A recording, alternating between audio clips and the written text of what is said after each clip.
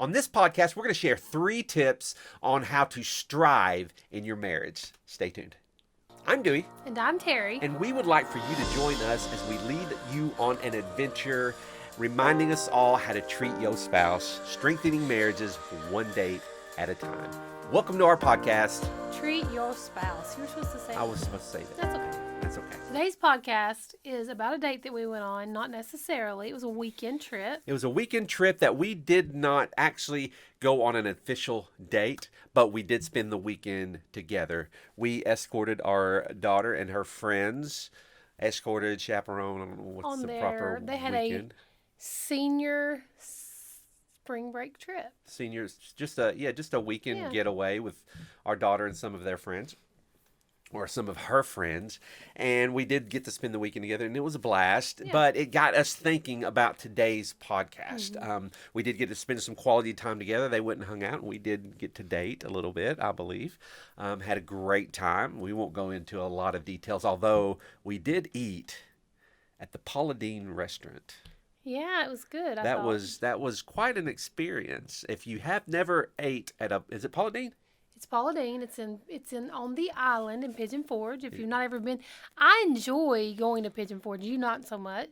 I despise Gatlinburg and Pigeon Jeez, Forge. are you kidding? I just don't. I mean, I love to spend time together with my family, but I don't like the place.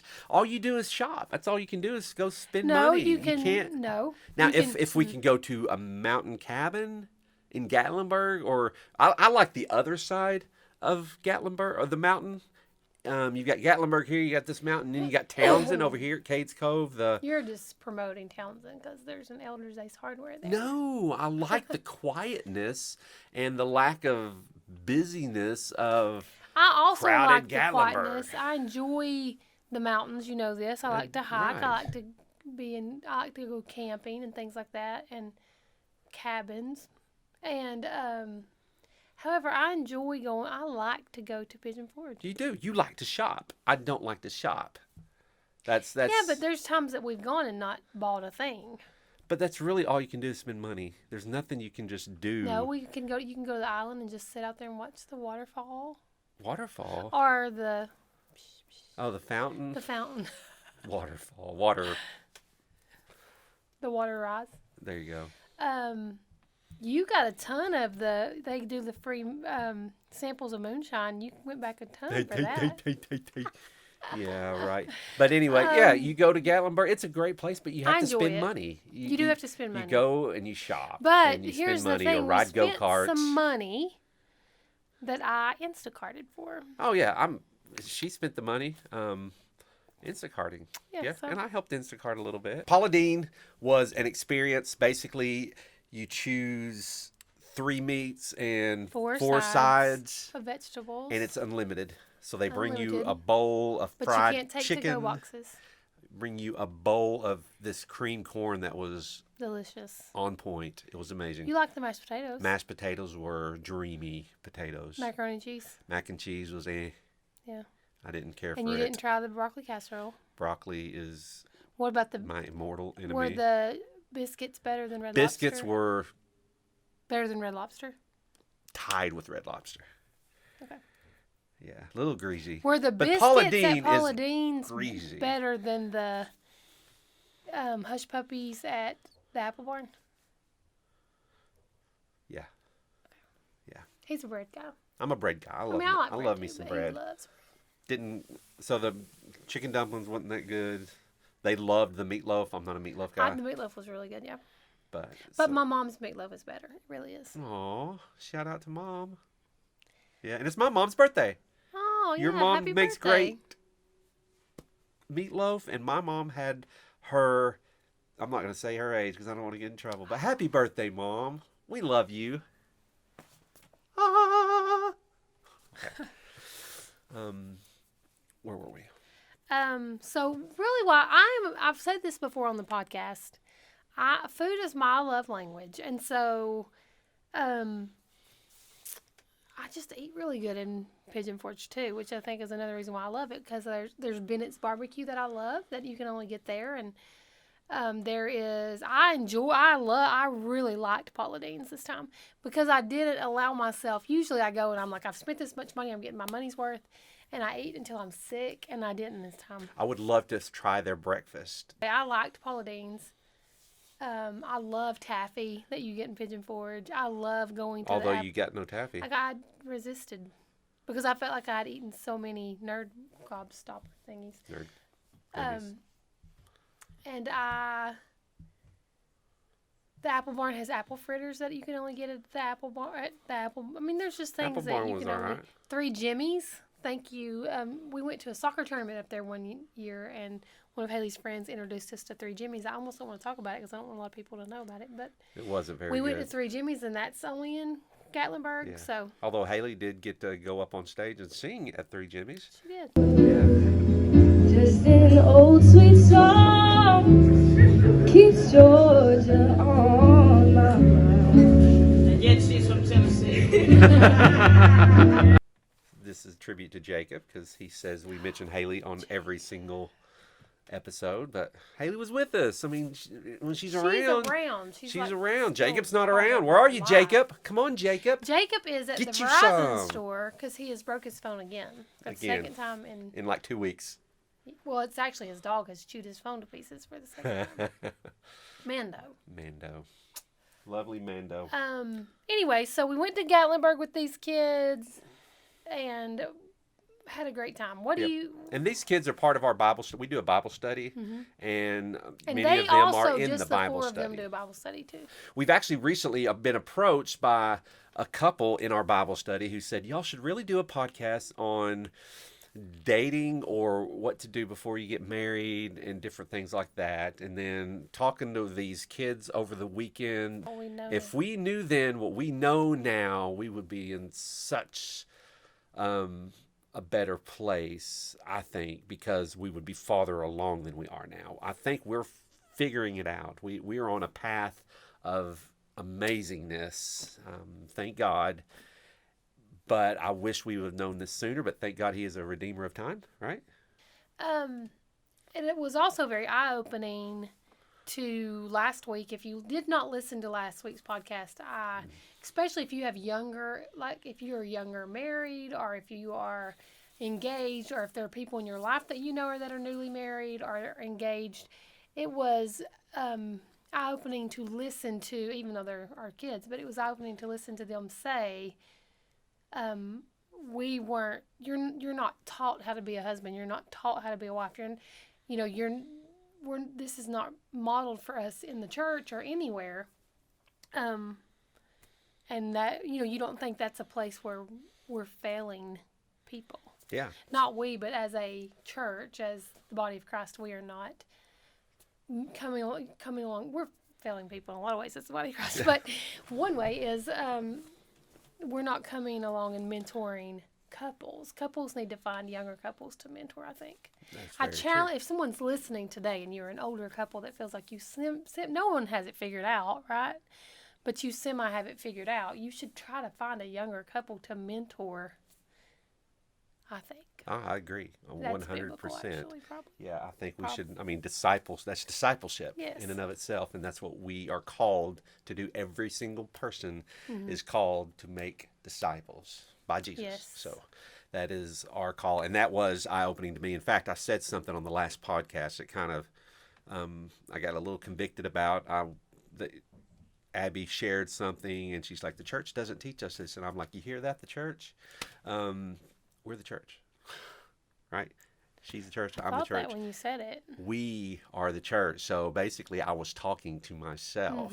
So between Abby and Jacob sharing what they shared, between us spending the weekend with these kids, between the couple from our Bible study saying we need to hear this somewhere, we thought, okay, let's do our part, and we're just gonna pick 3 things that would be super helpful for you before you get married, if you're a newlywed, really, if you're trying to still figure it out and you're an oldie-wed.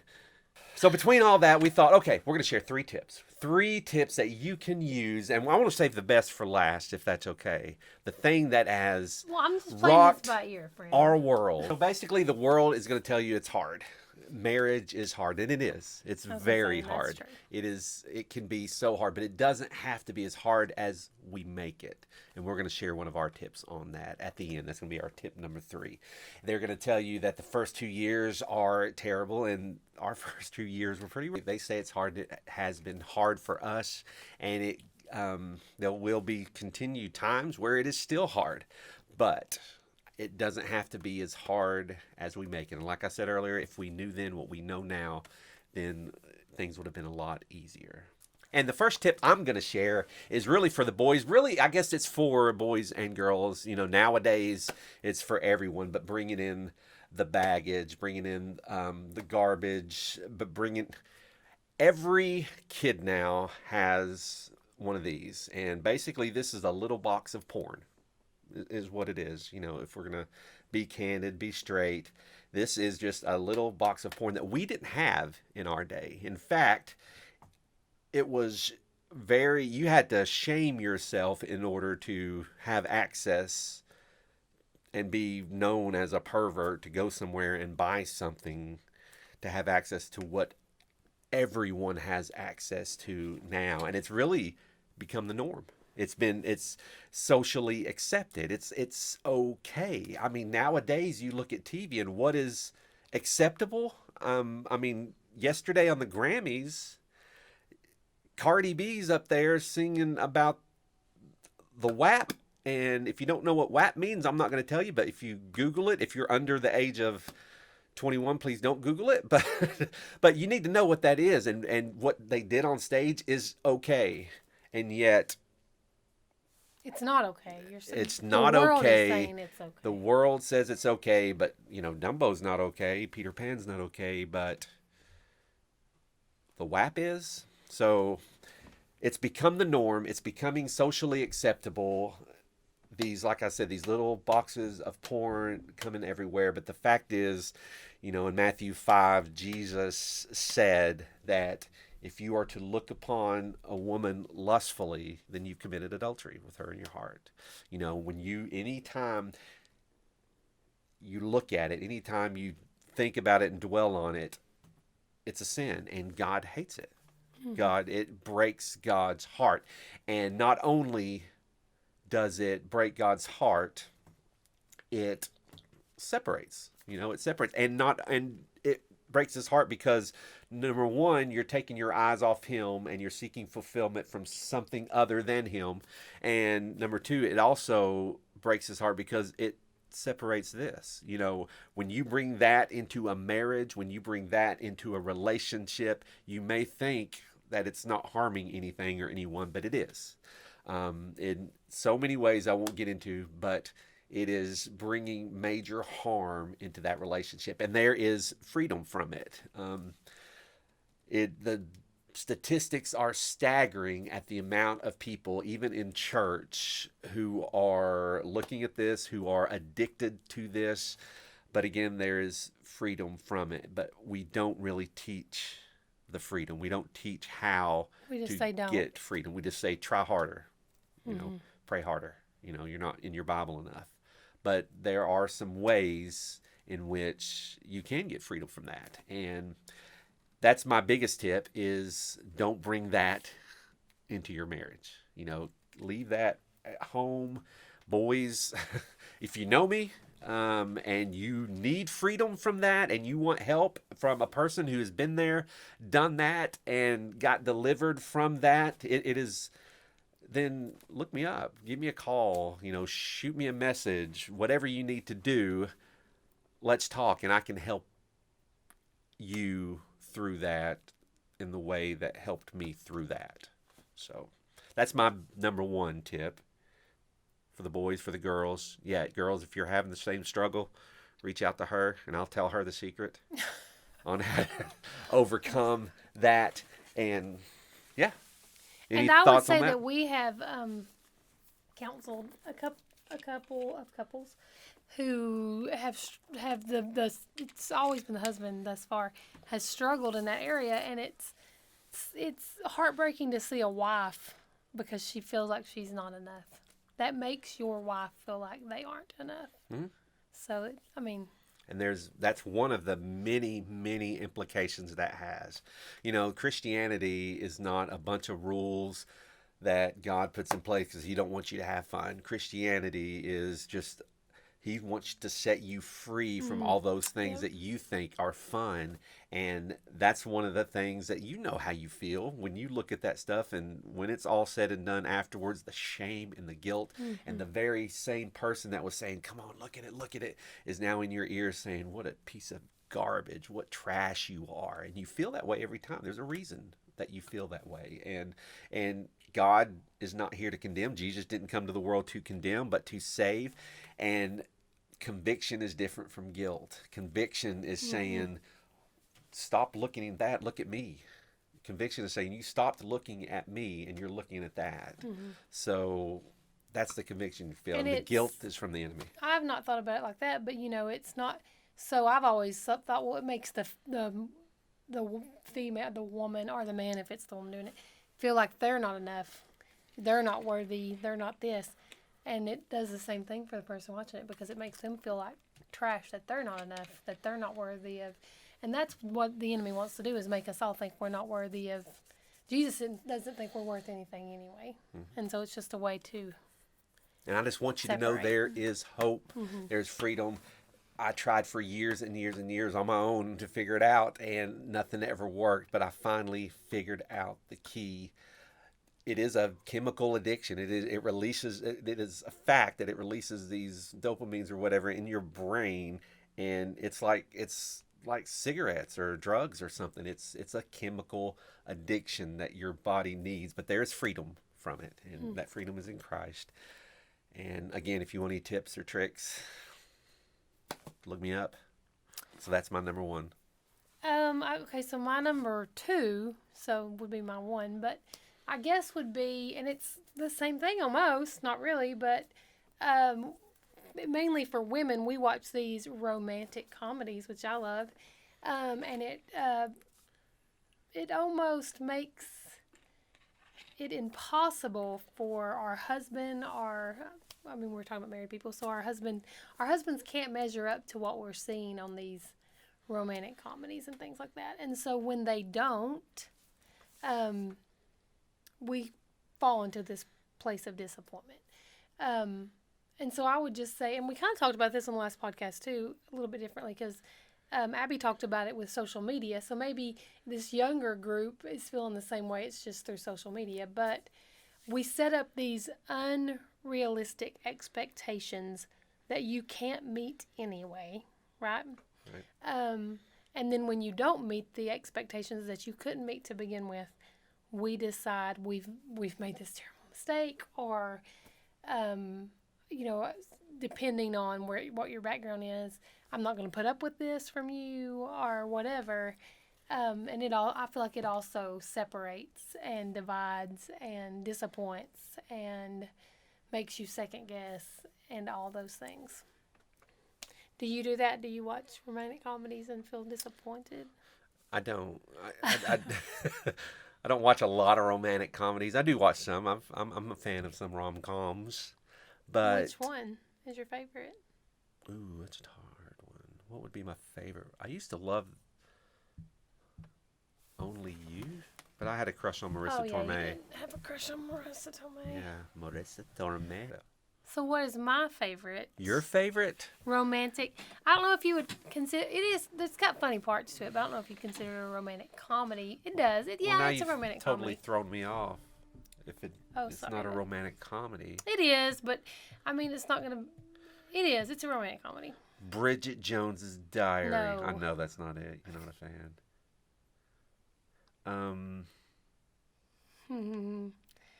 Do we watch it? Yeah, I watch it a lot. Is it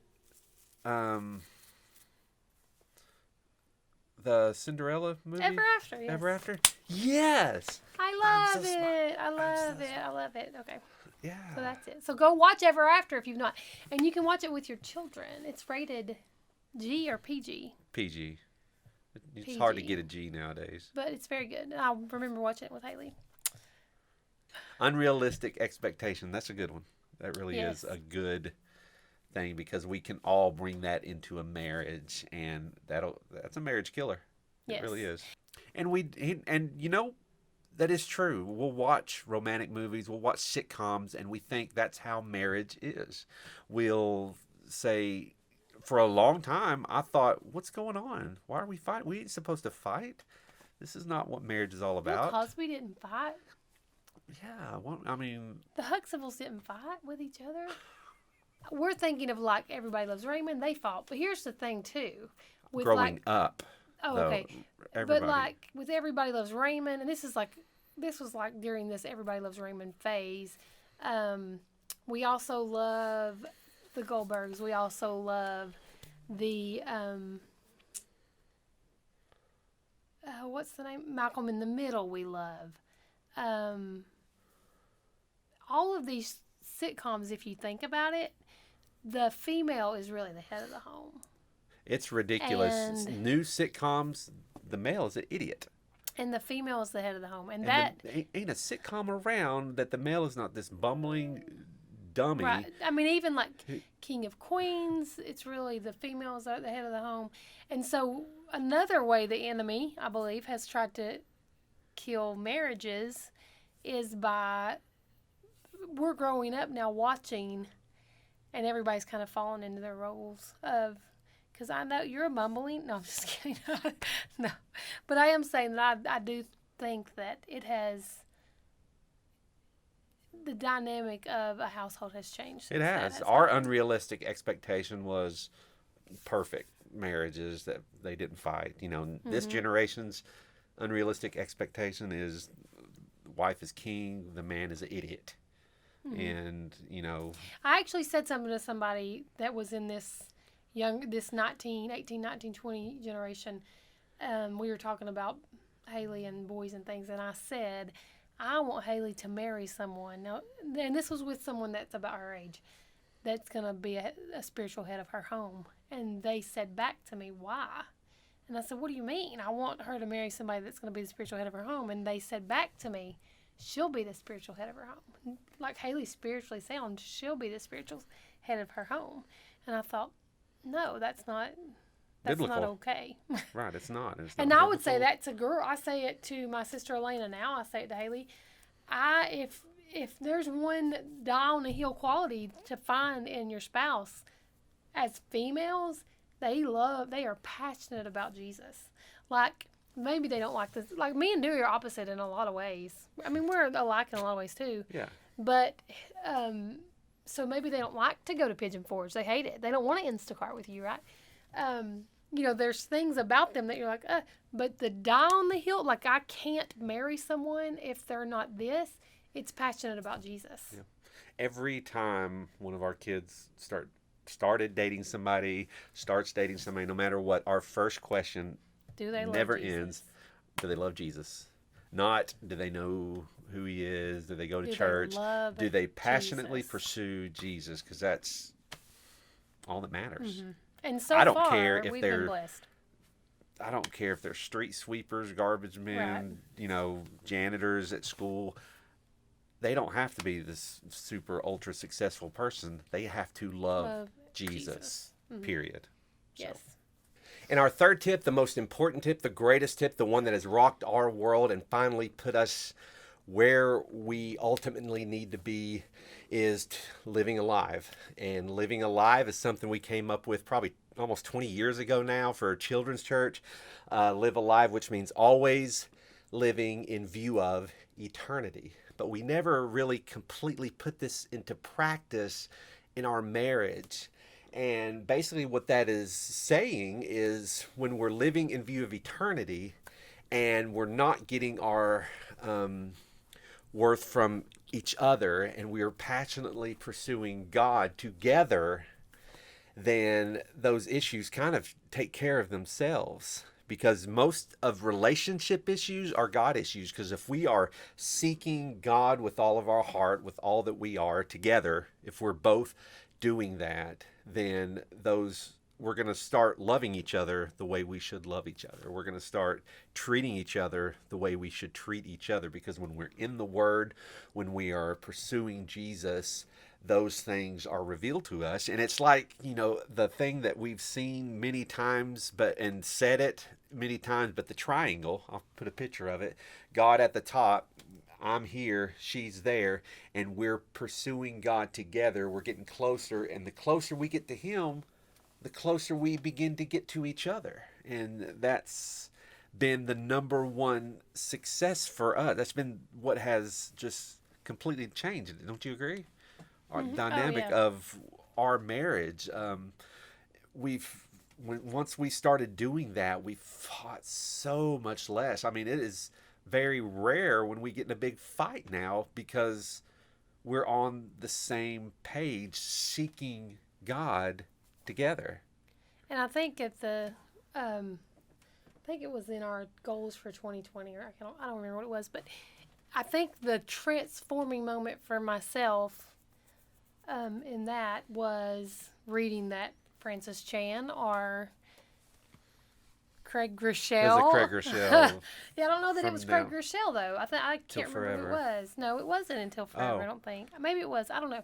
When they come on the podcast, we'll ask them. Oh, I'm down with that. But when they said, "What is God has a plan for your marriage?" I think that's what made me, because I can live in view of eternity for myself, right? I feel like I've done that well. I feel like you've done that well. We've made what matters matter. Right. I think we're both done great about that individually. Yes.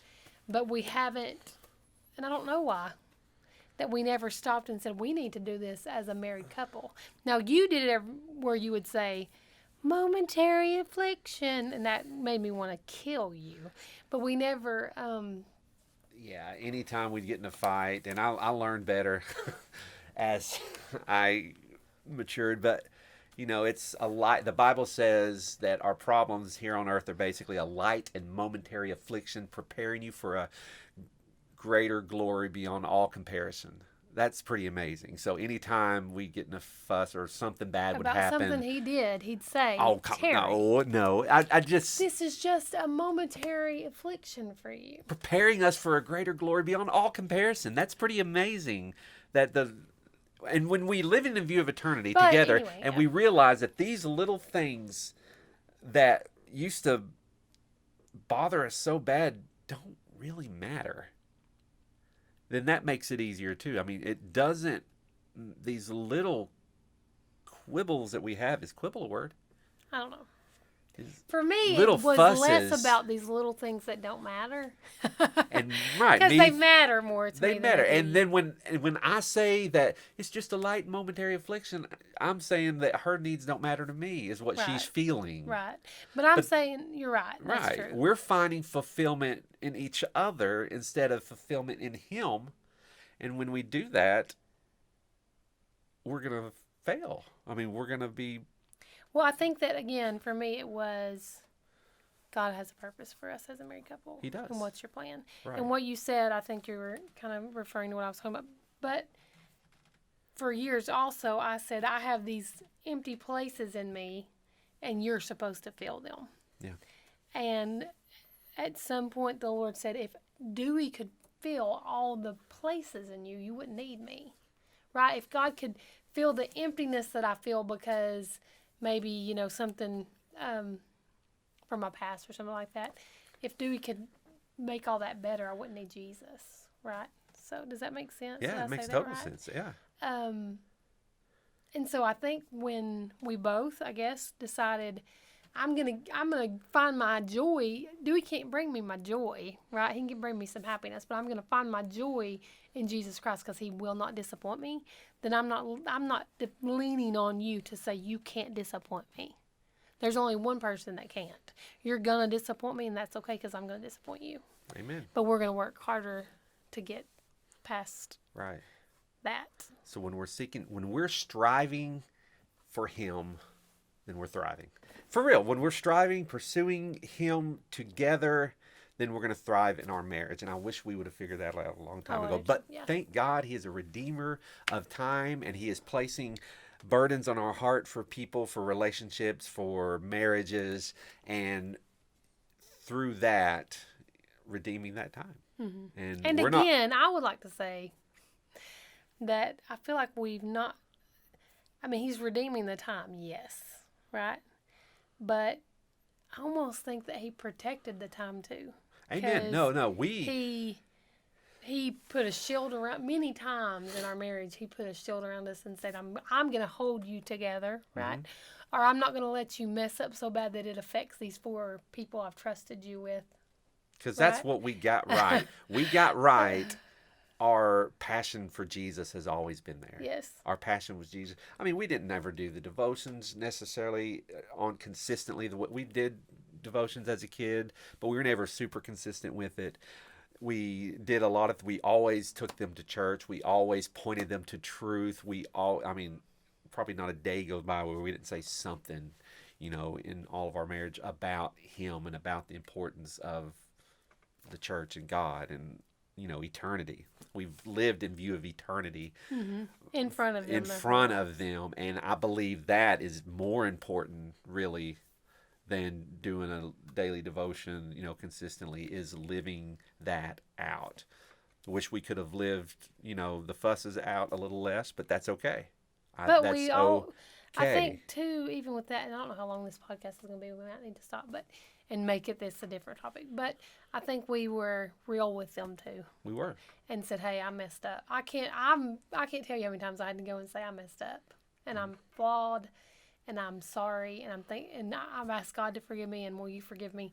And I believe it. I don't know which kid it was. I think it was Ethan. One day, was praying over me for some. I was fixing to get speak or something. He was praying over me, and he said, I thank you that Mom always showed us her real self." I don't know how he said it, but he talked about me always apologizing for when I had a temper tantrum or something. But so that's our 3 tips. That's us. That's the boy baggage, the girl baggage. marriage. That's baggage, our 3. yeah. 3 tips. That is, bringing in the baggage, boys and girls. That's unrealistic expectation. And then the third one, the big one, start it from day 1, or if you're in day 1,000 right now, start it from this day forward, but strive together and seek Him, and you will thrive. And I would like to add that you're maybe I don't know if we're still doing challenges and stuff, but I would love for you to sit down with your spouse and say, "Hey, here's somewhere that I've hurt our marriage." Like I could say to Dewey, "I've hurt our marriage by putting unrealistic expectations on you," right? And just, be open. And that's hard. That's hard stuff to admit that this is a way that I've hurt you, right? It is. But just pray and ask the Lord, "Hey, show me where." Everybody can grow in the Lord, right? Where's a situation, or where's a place I can grow in my marriage and be a better spouse? And then be honest and open with your spouse about it. And then also, if you have tips for this, I mean, there's a younger generation of kids that are coming and saying, "We want to know how to be godly husbands and wives." Who better to tell them that that's what we're called to do? So if you have tips for how to be better godly husbands and wives for this next generation, we'd love for you to share them. If you like what you see here, please like it, share it, subscribe to it, hit the bell notification, tell your friends about it, and if you have any tips, something you'd like us to share, please reach out to us. If you want to strengthen your marriage, Stop treating yourself and treat your spouse.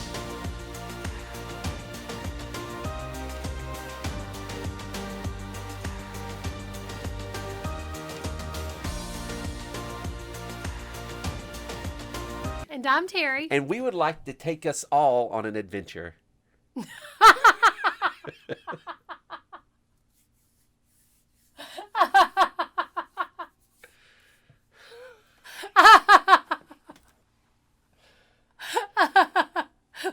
Are you done?